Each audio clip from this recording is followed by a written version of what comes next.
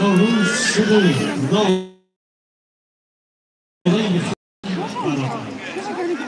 بلبل با تماشای دف و چنگ برآمد مرغان هوا جمله بکردم پرواز مرغی دلی من از قفسی تنگ برآمد ای دختران زیبا نوروزتان مبارک ای عاشقان شیدا نوروزتان مبارک هر روزتان نوروز باد نوروزتان پیروز باد نوروزی آل مخلوص مبارک باد